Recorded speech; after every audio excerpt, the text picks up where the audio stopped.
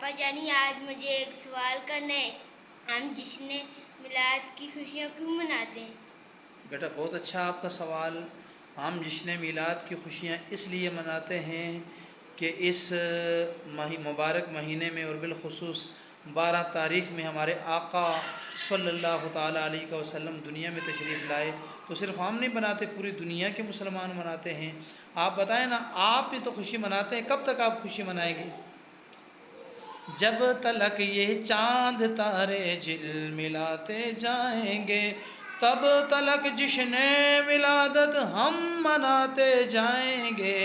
और निसार तेरी चहल पहल पे हज़ारों ईदें रबीउल अव्वल सिवाय इबलीस के जहां में सभी तो खुशियां मना रहे हैं। और या रसूल अल्लाह, मेरी आने वाली नस्लें तेरे इश्क ही में मचलें, उन्हें नेक तुम बनाना मदनी मदीने वाले।